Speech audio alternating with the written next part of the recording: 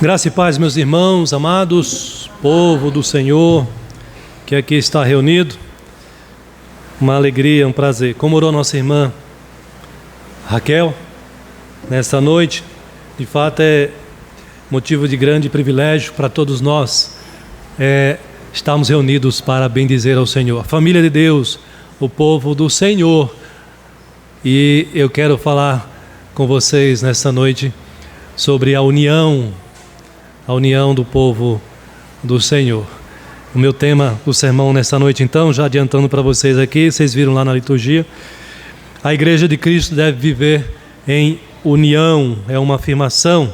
A Igreja de Cristo deve viver em união. Nós cantamos agora o último cântico, eu sou um com você, no amor do nosso Pai. Somos um no amor de Jesus. E é verdade. Vocês vão ver isso no texto que nós vamos ler e na exposição dessa mensagem. Então abra sua Bíblia em Filipenses capítulo 4. E eu irei ler, os irmãos irão acompanhar, do versículo 2 até o versículo 7. Filipenses 4, do versículo 2 ao versículo 7. Que Deus tenha misericórdia e fale ao nosso coração, fale ao seu coração nesta noite, e que Ele fortaleça a nossa união como Igreja do Senhor, cada dia mais para a glória do seu nome. Amém? Então vamos lá, Filipenses 4, a partir do versículo 2. Rogo a Evódia, diz o apóstolo Paulo, e rogo a Sintique, duas irmãs queridas, pensem concordemente no Senhor. A ti, fiel companheiro de jugo, também peço que as auxilies, pois juntas se esforçaram comigo no Evangelho, também com Clemente e com os demais cooperadores meus, cujos nomes se encontram no livro da vida. Alegrai-vos sempre no Senhor, outra vez digo, alegrai-vos. Seja a vossa moderação conhecida de todos os homens, perto está o Senhor. Não andeis ansiosos de coisa alguma, em tudo, porém, sejam conhecidas diante de Deus as vossas petições, pela oração e pela súplica, com ações de graças. Leiamos juntos o versículo 7. E a paz de Deus, que excede todo entendimento, guardará o vosso coração e a vossa mente em Cristo Jesus. Amém. Meus queridos irmãos, a Igreja de Cristo é uma igreja onde representa um povo que foi redimido pelo sangue do Cordeiro, povo que foi salvo, povo que foi alcançado e unido. A base dessa união é o amor de Deus para conosco, o amor de Jesus para conosco. Então esse povo está unido a Deus e deve estar unido uns aos outros com base no amor de Deus para conosco. Mas como essa igreja a quem Paulo escreve da cidade de Filipos, aos filipenses, é uma igreja também constituída de pessoas pecadoras, imperfeitas. E no centro dessa cena aqui estão essas duas mulheres comprometidas com a obra do Senhor, com a obra do reino de Deus, crentes fiéis, maduras, crentes que auxiliaram aqui, vocês viram aí na leitura, não só o apóstolo Paulo, foram auxiliadoras do apóstolo Paulo e de outros irmãos também, pregadores do Evangelho. Então eram irmãs que eram conhecidas no povo, na igreja, no meio da igreja. entre eles, porque se destacavam pelo conhecimento, pela disposição, pelo envolvimento delas na obra do reino de Deus, no serviço do reino do Senhor. Mas essas irmãs estavam lidando com uma dificuldade muito séria, um problema que Paulo entendeu ser necessário corrigir imediatamente, para que isso não avultasse, não aumentasse e não envolvesse a igreja numa escala maior. E o problema dessas duas mulheres aqui era a desunião. João Calvino vai dizer que elas estavam numa espécie de rixa. Vocês sabem o que é uma rixa? Uma intriga, uma discórdia. Evódia e Sintique. Essas duas irmãs, com todo esse histórico, mas elas não estavam vivendo em união, mas eram irmãs em Cristo.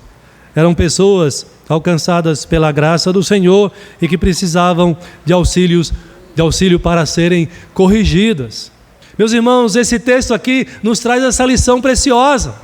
Qual lição, pastor? A lição de que nós, como igreja de Cristo, devemos viver em união.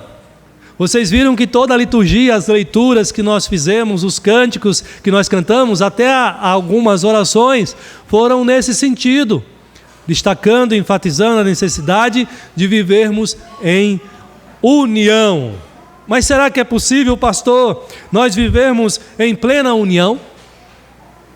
Vocês já perceberam que as pessoas, em geral, são desunidas? Vocês já observaram isso? Os vários grupos que compõem a sociedade, nós podemos observar que não há uma união plena, e longe disso, né? Você pode observar que muitas pessoas estão desunidas em todos os grupos da sociedade. Se você olha no ambiente profissional, como há desunião no ambiente profissional, não é? É uma tal de uma trairagem daqui, um puxa-tapete da acolá, é uma coisa assim absurda. Não é uma classe unida, os trabalhadores, os profissionais. Você observar o meio acadêmico, não é?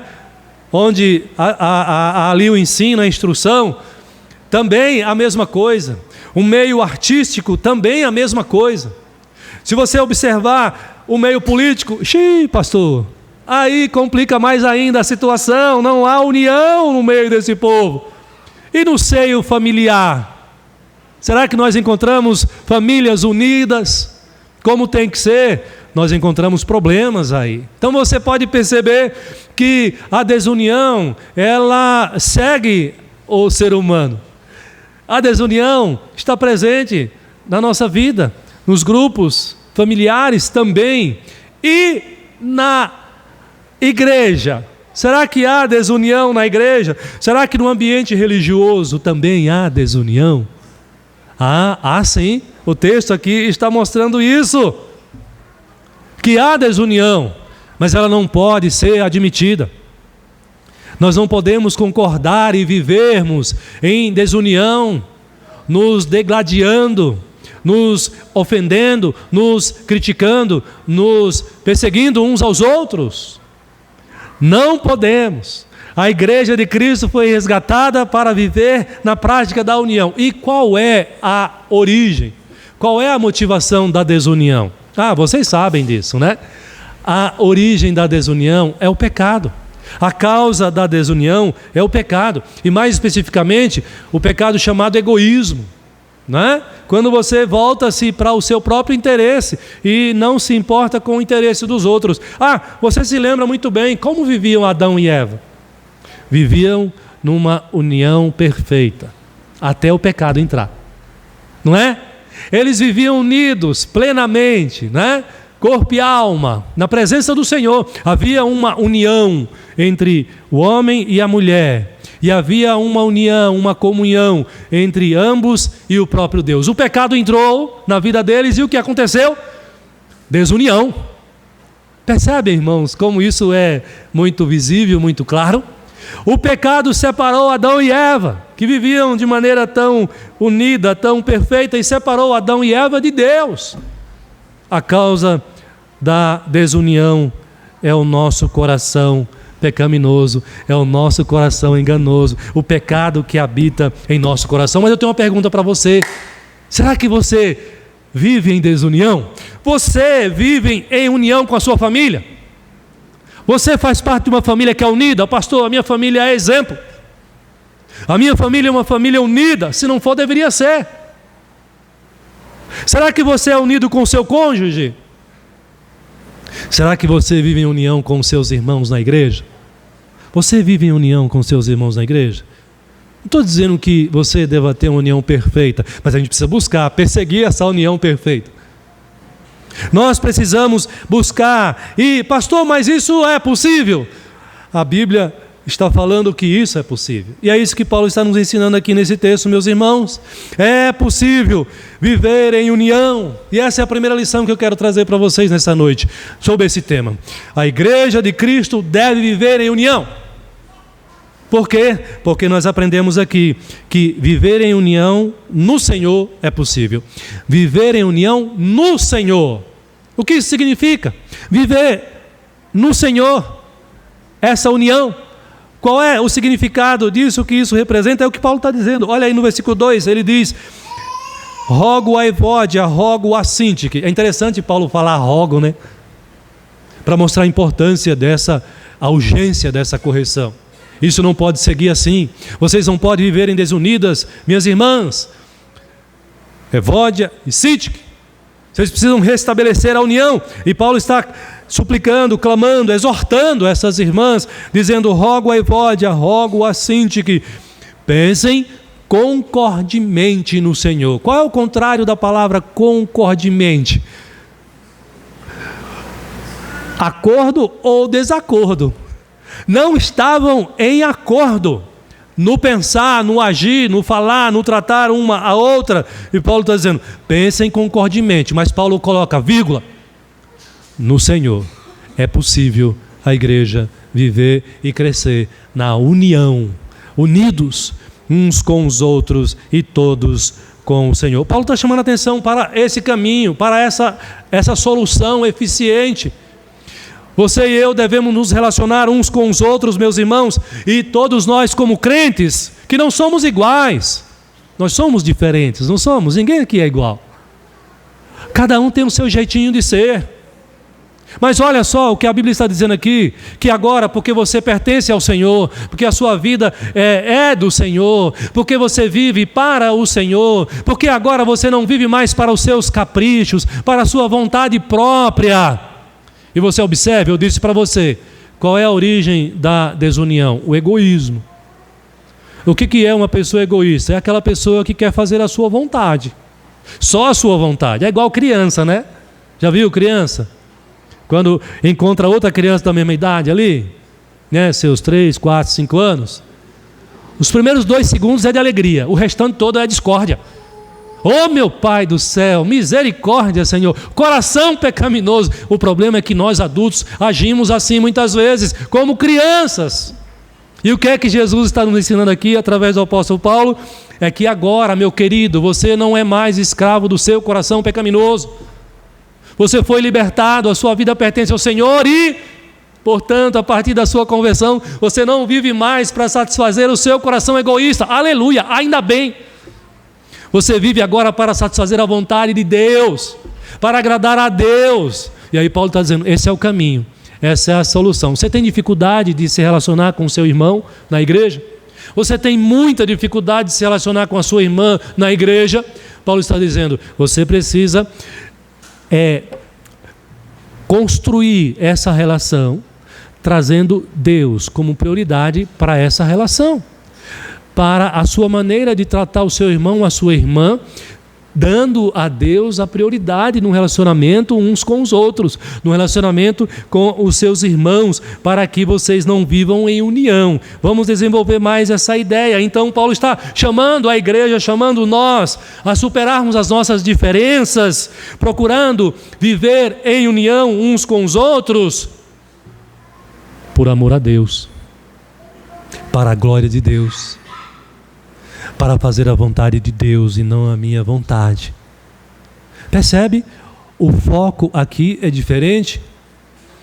É porque Deus deseja que a sua igreja, o seu povo, vivam em união. Então, eu tenho que abrir mão do meu capricho. Eu tenho que abrir mão da minha vontade. Significa isso mesmo, na prática, muitas vezes, para eu manter a igreja unida, para eu não gerar maiores prejuízos. E muitas vezes, ou às vezes, eu não estou errado, mas o outro está irredutível. Eu já fui até onde eu pude ir, mas se eu continuar posicionado na minha visão, no meu entendimento, não vai dar certo. Então, eu abro mão. E eu faço isso quando eu tenho essa visão do reino de Deus. Eu faço isso quando eu tenho prioridade para Deus. Eu faço isso quando eu estou vivendo a minha vida, entendendo que eu vivo para agradar a Deus e não mais satisfazer a minha própria vontade, os meus próprios caprichos, os meus próprios gostos. Mas eu estou na igreja e vivo neste mundo aqui, me relaciono com os meus irmãos e com as pessoas fora também, viu, gente? Para a glória de Deus. Não é para satisfazer a minha vontade, mas é para a glória do Senhor. E eu aprendo isso com Jesus. Em João capítulo 13, Jesus vai dizer exatamente isso. Ele vai nos mandar a amar uns aos outros como Ele nos amou. Assim como eu vos amei, amai-vos uns aos outros também. Sabe por quê, meus queridos irmãos? Porque a igreja de Cristo não deve ser conhecida pela desunião. Já pensou? A igreja presbiteriana no Jardim P tem um monte de crentes que não se dão bem uns com os outros, que vivem falando mal uns dos outros, que vivem se atacando uns aos outros. A igreja de Gálatas, a quem Paulo escreveu, que nós lemos o texto na liturgia, se vós vos mordeis, cuidado, né? Para que não devoreis uns aos outros. Paulo estava repreendendo a igreja de Gálatas porque estava vivendo assim. Mas Deus constituiu a igreja não para ser conhecida pela desunião, muito pelo contrário, para ser conhecida pelo amor. O que Jesus diz lá em João, no texto que eu estava citando para vocês, ele diz assim, no amor, vivam em amor. Aí ele diz assim, nisto conhecerão todos que sois meus discípulos. Percebem? Jesus quer que você ame o seu irmão, a sua irmã, que você supere as diferenças que há, que você quebre essa rotina de, quem sabe, desunião, que quem sabe já há algum tempo vem nutrindo no seu coração, na sua mente, você vem nutrindo, alimentando essa desunião. Jesus está ensinando que você deve quebrar isso. Por quê? Porque a desunião é motivo de escândalo para o reino de Deus. E ele está dizendo isso, que a igreja deve ser conhecida pelo amor que tem uns pelos outros.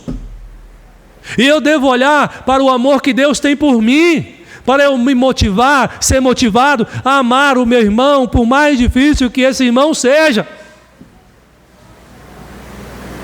O quanto Cristo me amou. Ele deu a sua vida por mim.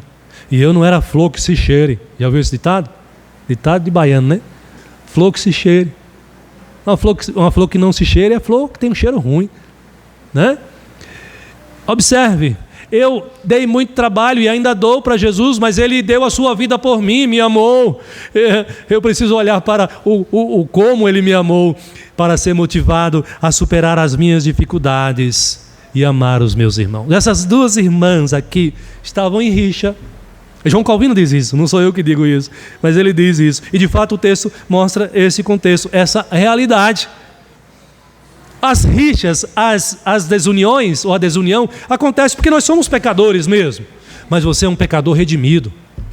Você é uma pecadora convertida, alcançada pelo sangue de Cristo Jesus. Então, não viva mais para o seu interesse, para o seu coração, para os seus gostos, para os seus caprichos, para o seu ego. Viva para a glória do Senhor. Mas pastor, está difícil, eu não consigo sozinho. Às vezes a gente precisa de ajuda. Olha, o que aconteceu no texto foi exatamente isso. Paulo está dizendo, Evódia e Síntique, pensem concordemente, resolvam o problema, vivam em união. Mas possivelmente elas não estavam conseguindo fazer isso sozinhas. É por isso que você, irmão, precisa ajudar uns aos outros aí. Quem está com dificuldade, né? A auxiliar, ou se você está com essa dificuldade com o irmão e não está conseguindo resolver, busque ajuda. Olha o que Paulo diz no versículo 3: a ti, fiel companheiro de jugo. Agora ele está se dirigindo a um outro irmão, um irmão de confiança, maduro, quem sabe um presbítero, um diácono. Ele está dizendo, olha, você está vendo o que está acontecendo na igreja? Não. Você não está vendo que as duas irmãs estão em discórdia, em desunião? Por favor, auxilie essas irmãs. É isso que ele está dizendo aí, meus irmãos, no versículo 3. A ti, fiel companheiro de jugo, peço também que as auxilies. Muitas vezes a gente precisa de ajuda de fora, né? De um terceiro, de um irmão, que está ali. A gente está com um problema muito sério. Às vezes está com um problema no casamento, uma rixa no casamento. É possível acontecer? É possível. Os dois são crentes? É possível de acontecer. E aí você já tentou, não conseguiu resolver e não está conseguindo resolver. Peça ajuda. Busque ajuda. Paulo está dizendo, auxilie essas irmãs, porque elas são irmãs em Cristo. Elas são mulheres valorosas, se esforçaram comigo no Evangelho. Muitas vezes, irmãos, nós precisamos recorrer à ajuda. Buscar, e às vezes o orgulho nosso nos impede, né? Olha que coisa horrível, né?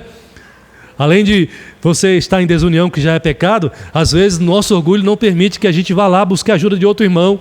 Irmão, me ajuda aqui que eu estou com uma dificuldade muito grande, estou precisando de ajuda para eu superar essa dificuldade que eu tenho com esse irmão. A Igreja de Cristo, a Igreja do Jardim P, é uma igreja formada de pessoas diferentes, como é toda a igreja. Não permita que a sua diferença ou as suas diferenças seja motivo para a desunião, para a rixa, para a intriga, para a confusão na igreja, causando a divisão no meio do povo do Senhor. Por quê? Porque nós estamos aprendendo aqui que é possível a igreja viver em união. É possível eu viver em união com todos os meus irmãos. Por que, pastor, é possível? No Senhor é possível. Eu preciso olhar para o Senhor. Eu preciso, nesses momentos, entender que não é a minha vontade, é a vontade do Senhor. E se necessário for, ainda que não seja justo do meu ponto de vista, eu preciso pagar o dano para que a igreja siga desfrutando dessa união. Eu faço isso porque a minha vida e o meu viver deve ser para a glória do Senhor. Você está disposto a isso? Você entende essa realidade? Você percebe que você foi libertado da escravidão, do pecado, das trevas, do mundo. Deus te colocou no meio do seu povo para você viver, para fazer a vontade dele e não mais a sua. Às vezes é difícil a gente abrir mão dos nossos caprichos, da nossa vontade. Mas olhe para o Senhor Jesus. Dê prioridade para Ele. E por mais difícil que seja, diga, Senhor, me ajude, porque eu quero viver em união com os meus irmãos para a glória do Teu santo nome. Então, em primeiro lugar, a igreja e os irmãos, todos nós devemos viver em união? Sim, devemos. Por quê? Porque é possível, no Senhor isso é possível. Eu estou dizendo isso para a igreja, e Paulo está dizendo isso para a igreja. Por quê? Porque para todos os outros é impossível viver em união. É impossível viver na plena união, porque essa união você encontra no Senhor, tão somente. Mas em segundo lugar, pastor, por que a igreja deve viver em união? Por que eu tenho que viver em união com os meus irmãos? Em segundo lugar, você deve viver em união com alegria. Alegria. Vocês já perceberam? Olha que coisa mais lógica. A primeira coisa que a intriga afasta, alegria. Você não vai ver duas pessoas desunidas desfrutando de alegria, certo? A primeira coisa que a rixa, ou uma das primeiras coisas que a desunião ataca, é a alegria. Quando há desunião, quando há divisão, não há alegria. Há outros sentimentos, sentimentos ruins. Mas não há alegria, a alegria do Senhor. Não há. Porque a desunião, a intriga, ela ataca a alegria. Mas, queridos, você concorda comigo? A alegria é própria do cristão. Não existe pessoa que deva ser mais alegre do que o cristão, do que o pecador convertido. A alegria do Senhor é a nossa força. A gente vai se lembrando de vários textos aqui, né? Porque essa alegria não é sua propriamente. Essa alegria também vem de Deus. E Paulo está falando isso aqui também. Nesse texto, ele diz no versículo 4. Observe aí na sua Bíblia. Acompanhe. Ele diz: alegrai-vos sempre em quem? No Senhor. Então não é nos meus bens? Não. Não é na minha saúde? Não. Não é porque eu estou bem fisicamente? Não. Paulo está dizendo que a razão da sua alegria é o Senhor. Então nós podemos viver em união com alegria porque temos o Senhor. Percebe? Aqui a necessidade e a importância desse texto. E a alegria do Senhor, olha que lindo, o Senhor nos deu a sua alegria. Você pode se deleitar cada vez mais nessa alegria no Senhor. No capítulo 3, aí Paulo repete, reforça, já tinha falado, né? Quanto ao mais, irmãos meus, alegrai-vos no Senhor. Enquanto que a discórdia, enquanto que a desunião traz como fruto, como resultado, a tristeza. Não é? Ele está dizendo para nós que a união de cristãos redimidos no Senhor, a união, ela traz alegria, ela gera alegria.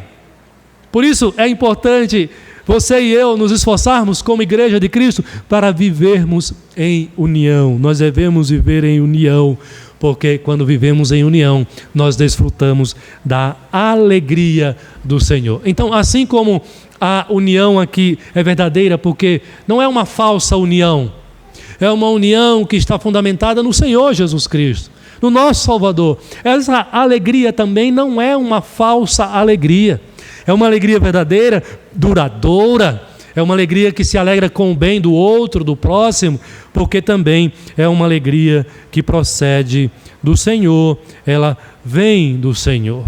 Paulo, escrevendo aos Romanos, lá no capítulo 12, ele vai dizer assim: alegrai-vos com os que se alegram e chorai com os que choram. A alegria, de novo, é natural para o cristão. Mas quando há desunião, essa alegria é afastada. Nós não podemos permitir que isso aconteça. Porque quando há desunião, você não olha para aquela irmã, para aquele irmão com a alegria do Senhor. Você olha para ela ou para ele com outros sentimentos, sentimentos pecaminosos, sentimentos que nós não devemos acolher em nossa mente, em nosso coração. Nós devemos nos relacionar unidos com a alegria do Senhor. Olha que privilégio nós temos. Olha que bênção que Deus concede para todos nós. E nós temos vários motivos para nos alegrarmos no Senhor, porque Deus tem nos dado muitos motivos para a alegria. De maneira muito simples e objetiva, o salmista, por exemplo, vai dizer assim: alegrei-me quando me disseram, vamos à casa do Senhor. Pela oração da irmã Raquel, eu não tenho dúvida de que ela está alegre por estar aqui. E eu tenho certeza que todos vocês também estão felizes e que estar na casa de Deus é motivo de alegria. Amém? Amém. O amém é assim seja, né? É uma confirmação, né, do que você está respondendo aqui ao que eu estou dizendo. De fato, é bênção do Senhor. Como eu posso permitir que na casa do Senhor, como povo do Senhor, como eu posso permitir que essa união seja quebrada? Que essa alegria seja afastada? Eu não posso, meus irmãos. Se você está tendo essa experiência, não permita que isso continue. Trate no seu coração, trate com o seu irmão, trate com a sua irmã. Quem sabe você possa clamar ao Senhor também, como fez o salmista: restitui-me a alegria da tua. Olha só que coisa interessante. A desunião pode tirar do teu coração a alegria da salvação. Como é que você, em desunião, pode desfrutar da alegria da salvação do Senhor? Se você está em pecado, em desunião com o seu irmão, com a sua irmã. Lá em Lucas, capítulo 10, você não precisa abrir, mas preste atenção. O texto vai dizer assim, não obstante, alegrai-vos, outro motivo de alegria, motivo excelente. Alegrai-vos, não porque os espíritos se vos submetem, e sim porque o vosso nome está arrolado nos céus. Isso é motivo de alegria para você? Aleluia! Não é? Grande alegria, o teu nome está registrado no livro da vida. Motivo de grande alegria? Nós temos vários motivos para nos alegrar como povo de Deus. E mais um que eu quero deixar para você, 1 Pedro 4:13 diz assim: pelo contrário, alegrai-vos na medida em que sois coparticipantes do sofrimento de Cristo. Ah, pastor, esse eu não quero. Olha o que Paulo está dizendo aqui, que você deve se alegrar por sofrer por Cristo. É motivo de alegria sim também. Ele vai completar a ideia aqui, ele vai dizer assim: para que também na revelação da glória de Cristo, vos alegreis exultando. Tem muita gente, é uma piadinha, né? Que falam por aí. Tem muita gente que quer ir para o céu, mas não quer morrer, né? Eu quero o céu, mas eu não quero morrer, né? O que Paulo está dizendo aqui é o seguinte, que sofrer com Cristo e por Cristo já é por si só motivo de alegria. Você não está sofrendo porque você matou, roubou e etc e tal. Você está sofrendo porque você é fiel a Jesus, porque você segue a palavra, porque você não se entrega aos vícios, porque você não segue as ideologias pecaminosas desse mundo, porque o seu testemunho é contra a ideologia do mundo. E aí você sofre por causa disso, por causa de Cristo. Mas além disso, ele diz, se você sofre por causa de Cristo assim, se alegre também, porque na glória, na volta de Cristo, você também exultará. A palavra exultar é mais do que alegria, né? A ideia de uma alegria mais intensa, motivos de grande alegria. Então, meus irmãos, a alegria do Senhor é também resultado da união que desfrutamos uns com os outros. Uma coisa aqui leva a outra. Quando você vive em plena união com seus irmãos, o seu coração, o ambiente, o contexto está preparado para você desfrutar da alegria do Senhor no teu coração e na tua mente também. Essa alegria do Senhor nós temos como filhos de Deus. Todo aquele que é convertido, presta atenção aqui, se você é um convertido, uma convertida, você tenha garantido para você desfrutar da alegria do Senhor. Mas tem uma coisa, se você permite a desunião, essa alegria pode ser afastada. Não permita que isso aconteça. A igreja de Cristo deve viver em união. Por quê, pastor? Em terceiro lugar, porque quando você vive em união com seus irmãos, você vive com moderação. Isso aqui também é uma palavra muito interessante, né? Muitas vezes a intriga, a desunião é justamente por falta de moderação. O que é a palavra moderação, pastor? Moderação tem a ver com ser prudente. Moderação tem a ver com ser temperante. Moderação, meus queridos irmãos, tem a ver com saber o momento certo que você vai dizer, falar. Tem a ver com a maneira correta como você vai se conduzir. Tem a ver com a maneira correta como você vai reagir. Muitas vezes até uma provocação. Moderação. A moderação também está relacionada à união, ou seja, a igreja que desfruta da união é uma igreja formada por cristãos que têm moderação, buscam viver uma vida com domínio próprio, como nos ensina a palavra do Senhor. Então, como cristãos, nós precisamos sim saber a hora certa de falar uns com os outros. Não é só o pastor. Nós precisamos pensar, será que o que eu vou falar, coisa interessante aqui que eu vou falar para você, não é só a hora certa de falar, não. Você precisa saber a hora certa de falar, você precisa saber como falar, você precisa saber o que falar. Sabe por quê, irmãos? Porque muitas vezes, a hora que nós vamos falar não é a melhor hora. E ao invés da gente fortalecer a união, nós vamos espalhar mais ainda.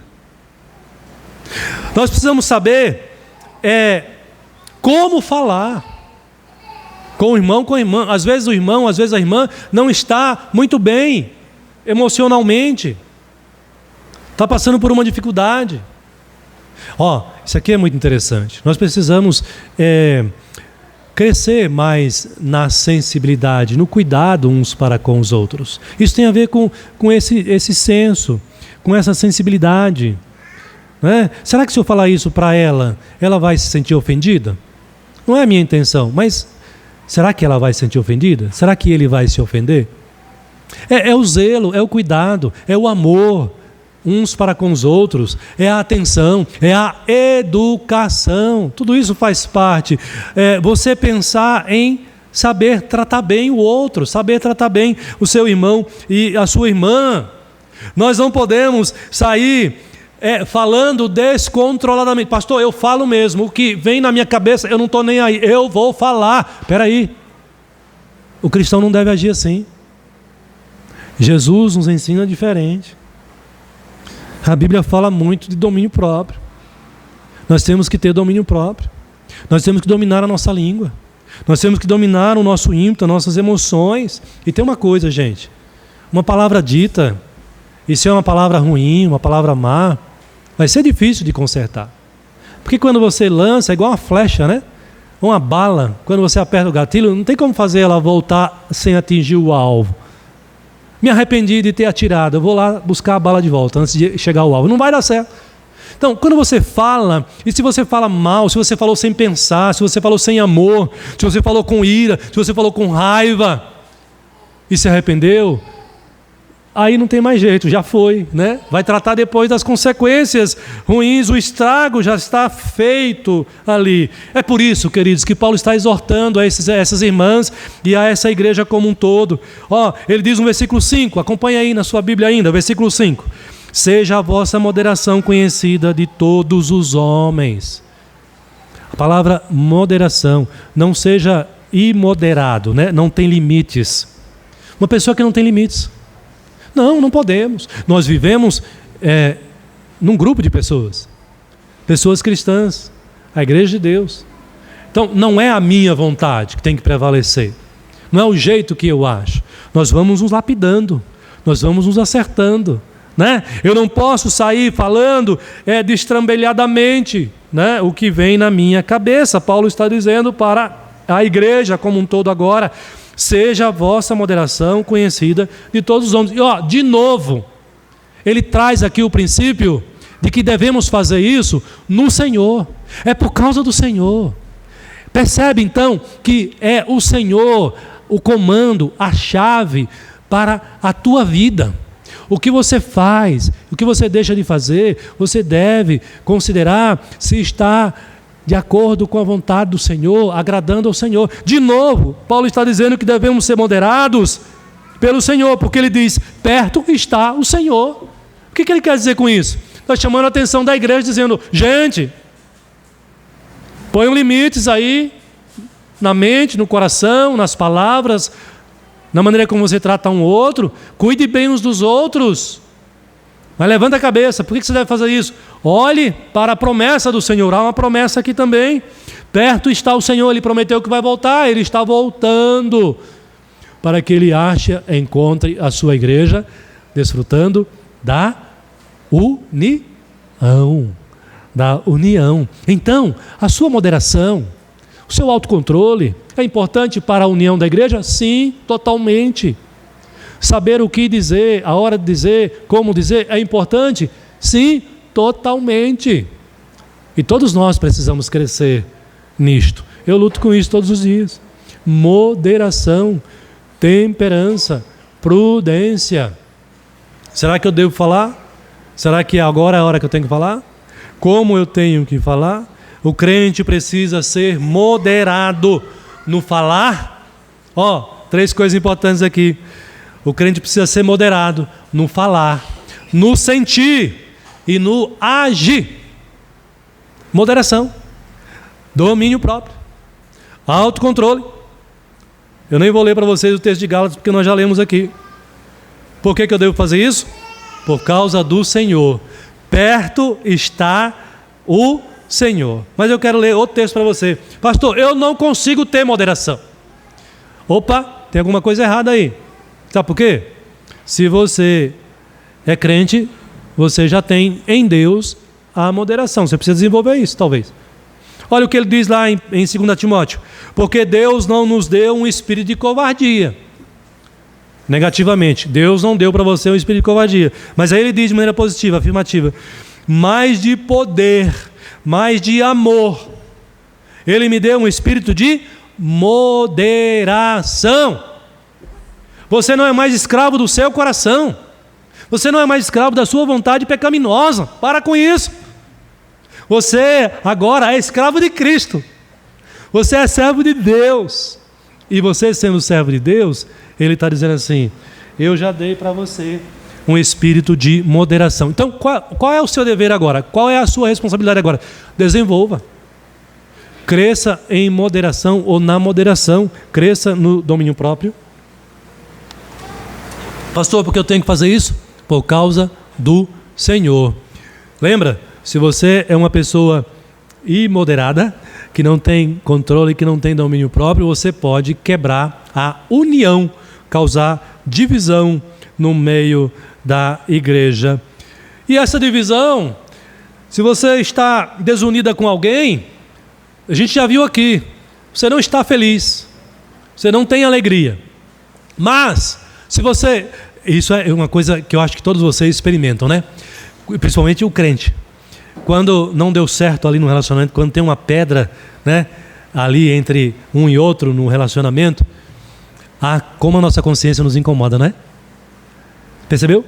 Há uma tensão, gera uma tensão, cria uma ansiedade.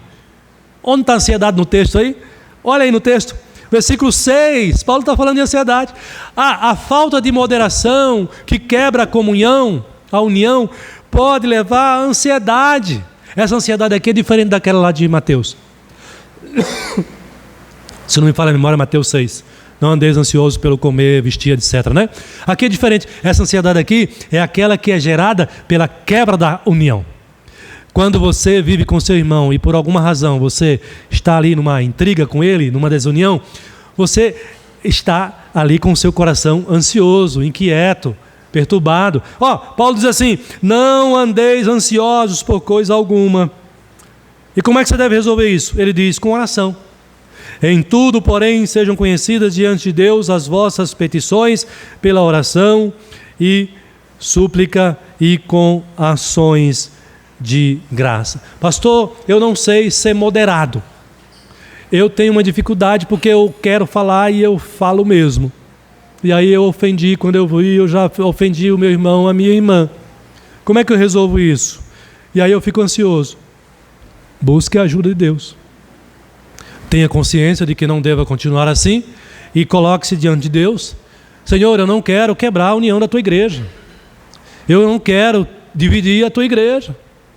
Eu quero promover a unidade, o crescimento para a glória do teu santo nome. O que eu tenho que fazer, pastor? Paulo está dizendo aí. A Bíblia está dizendo.